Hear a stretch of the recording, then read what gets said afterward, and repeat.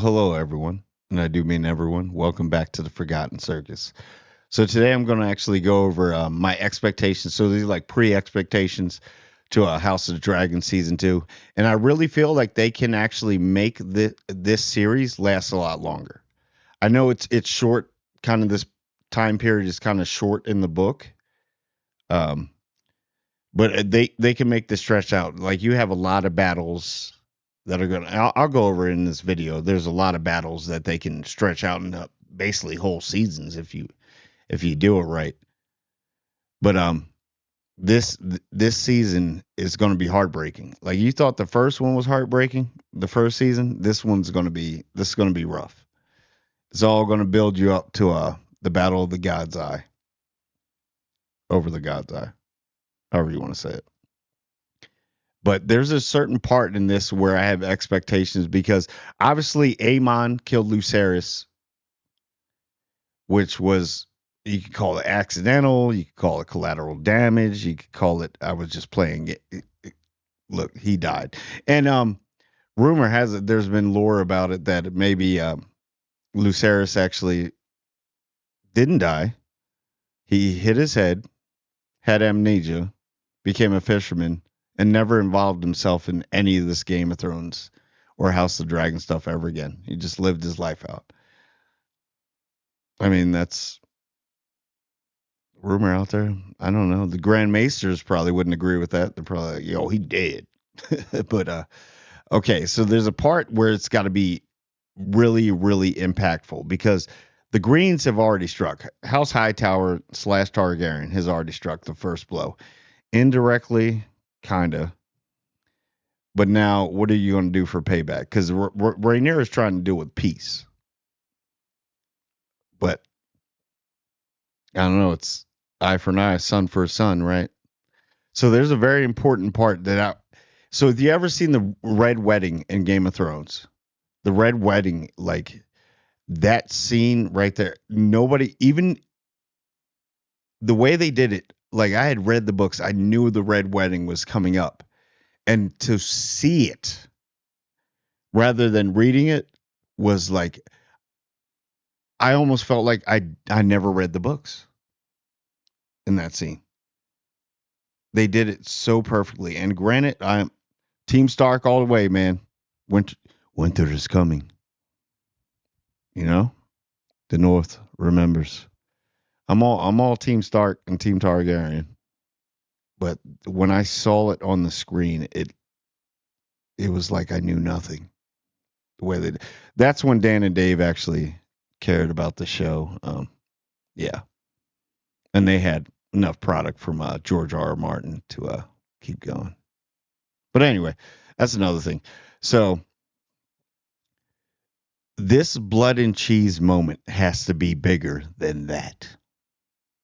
This is a very intricate part of the story.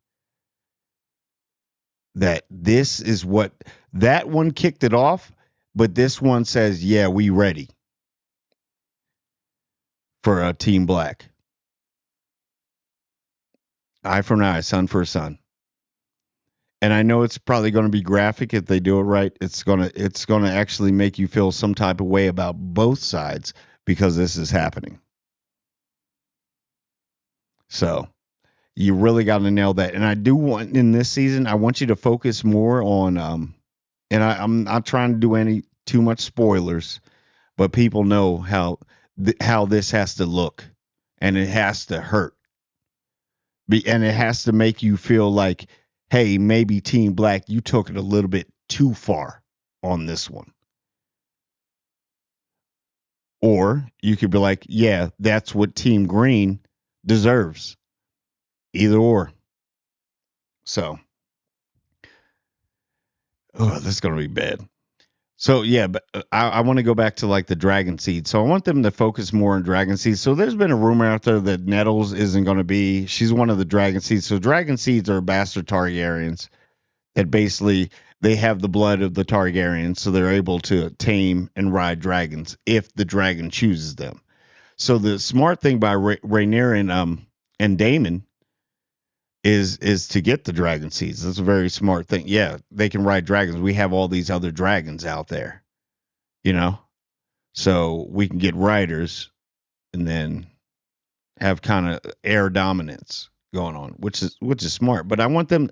I want to see. I don't want you to rush into season too much. I don't know how many episodes it's going to be. Hopefully, it's at least 10. Don't cut it down to 8.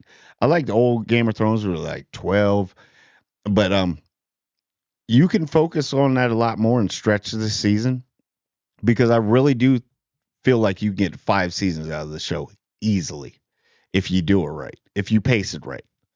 And it seems like they're doing it. The first season was great, but we could say the first season of Game of Thrones is great, and then the showrunners just got all in their glory, and then took it to wherever it went. But I want to see the dragon seeds. I want to see them training, learning how to ride the dragon. I want to see mentorship from Rhaenyra and Daemon. You know what I mean? Kind of the OG dragon riders, and a little bit from Jacaerys. But that's another thing about Jacaerys. I I'm so pumped to see Winterfell in this time because he has to go there to recruit the Starks, and he may or may not marry somebody there. I'm not. Well, I told you I wouldn't get into spoilers, but yeah, you're going to see Winterfell. See, there's so much that you can stretch out in the season. I know the inevitable is going to happen to Rhaenys. Everybody knows the inevitable to Rhaenys. And I want to see some of the start of the sea battles with Corlys because those could be epic. That whole episode could be a sea battle with Corlys because he has a mighty fleet. That dude rules the seas, and he's the richest house probably in all of the Seven Kingdoms. So I want to see some sea battles. We got to build that up. I want to see a little bit of Sir Christian Cole. So Sir Christian Cole is kind of doing, and I'm just navigating some. I'm going to do way more videos and go through a lot of the characters. But Sir Christian Cole, he's doing like the reverse Jamie Lannister, which I like. He started out so cool, you liked him, and then he's going to be a mess by the end. Trust me, you were going to hate this guy. But we need to.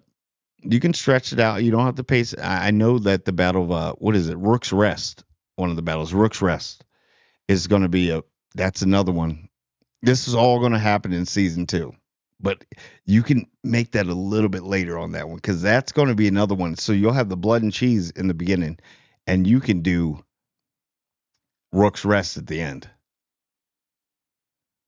in this season, and still have enough. Don't you still have the Battle of Stonebridge and what is it, Battle of Kior? There's a couple other battles that you can do in other seasons. I don't know if I'm doing them out of order, but I would start with Blood and Cheese at the beginning and end with the Battle of Rook's Rest because you're going to get 2 impacts. You're going to get one from and then it's going to pull you back. It's going to pull you over to one side and then back over to the other side because you're like, oh, that's how we doing it. Okay, because everybody's going to be up in ante. Everybody's going to be wanting to one up each other on devastation. So, but I do want to see a lot of more sea battles. I'm pretty sure we're going to get more Damon in this than we got in the first, and I'm pretty sure. And I like his subtle talking. Keep him that way. Don't have him talk too much. Because he had a whole episode where he barely talked at all, and it was like phenomenal. Matt Smith is so great as Daemon Targaryen. Like after reading the books, and then when they cast Matt Smith, I was like, oh, Matt Smith, man, it could be good. But I'm like, yo, that's Daemon. Now I'm like, that's Daemon Targaryen. Oh yeah, he's nailing that. And then Emma Darcy, Prince Rainier is good. I mean, the younger ones, Millie Alcock was good. The whole thing, but pace it better. And if we have to do any night scenes in this, you did good. You did good with the one with Damon when he was fighting the crab feeder when he was calling him out. That the lighting was okay. You could see everything. Can we not get bad lighting like the Battle of Winterfell? Please. Don't do it. Just keep it lit. And but that's all really well, nope, I got to go back. So I'm excited to see Winterfell. I think this the The show actually has good direction. It feels like the Game of Thrones that was Game of Thrones, but before like season 8.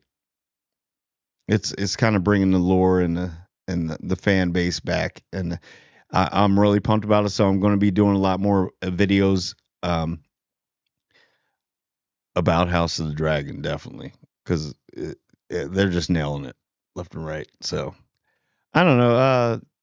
Tell me what you think. Like, comment, and subscribe, and I want everyone to subscribe, and I do mean every. Wait, nope. So what I need you to do is like, comment, and subscribe, and actually hit me up on Twitter if you got something you want me to talk about, because movies, entertainment, anything.